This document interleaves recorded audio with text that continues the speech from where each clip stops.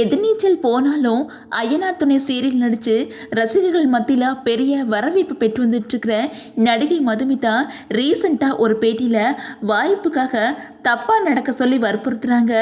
என்கிட்டயே பலருமே கேட்டிருக்காங்க அப்படின்னு சொல்லிட்டு தனக்கு நடந்த கசப்பான அனுபவத்தை ஒரு பேட்டியில் சொல்லியிருக்காங்க. அந்த வகையில் கர்நாடகாவில் பிறந்த நடிகை மதுமிதா கடந்த 2017 கன்னடத்தில் வெளியான ஷானி அப்படிங்கிற சீரியல் மூலமாக சின்னத்திரையில் அறிமுகமானாங்க. அதை தொடர்ந்து புட்டுமல்லி, ஜெய் ஹனுமான் உள்ளிட்ட சீரியல் நடித்த இவங்க ஜீ தமிழில் பிரியாத வர வேண்டும் அப்படிங்கிற சீரியல் மூலமாக தமிழில் அறிமுகமானாங்க. இந்த சீரியலில் இவங்க இரட்டை வீடம் நடிச்சிருந்தாங்க. பிரியாத வர வேண்டும் சீரியல் 2020 முடிஞ்ச நிலையில் நம்பர் 1 காடலோ அப்படிங்கிற தெலுங்கு சீரியல் நடிச்சு வந்தாங்க. இந்த சீரியல் 2022 முடிஞ்சிருச்சு. அதே வருஷம் சன் டிவியில் தொடங்கப்பட்ட எதிர்நீச்சல் சீரியலில் ஜனனி அப்படிங்கிற முக்கியமான ரோல் நடிச்சிருந்தாங்க. இந்த சீரியல் இவங்களுக்கு பெரிய வரவேற்பை பெற்று கொடுத்திருந்துச்சு. இந்த சீரியல் ஒரு கட்டத்தில் முடிவுக்கு வந்த நிலையில மதுமிதா அடுத்து விஜய் டிவியில் ஐயனார் துணை சீரியல் நடிக்க தொடங்கினாங்க. அப்போ எதிர்நீச்சல் சீரியல் திரும்பவும் தொடங்கினாலும் மதுமிதாவுக்கு பதிலாக இன்னொரு நடிகை ஜனனி கேரக்டர் நடிச்சு வந்துட்டு இருக்காங்க.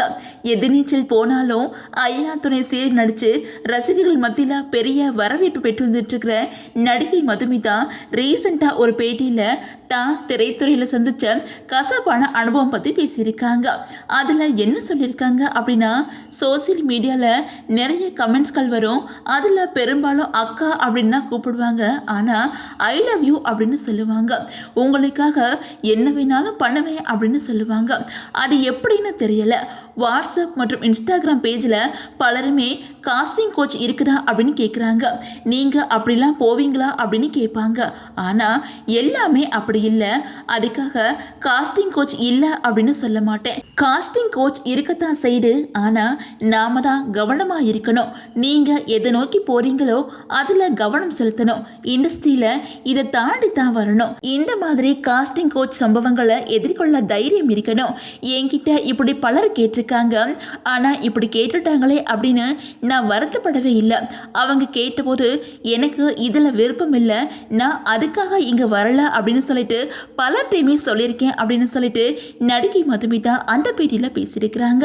அன்மக்களை ஐயனார் துணை சீரியலில் நிலா கேரக்டர் நடிச்சிட்டு இருக்கிற நடிகை மதுமிதாவை உங்கள் யாருக்கெல்லாம் ரொம்ப பிடிக்கும் அப்படின்னு சொல்லிட்டு உங்களோட கமெண்ட்ஸை மறக்காம கமெண்ட்ல சொல்லுங்க.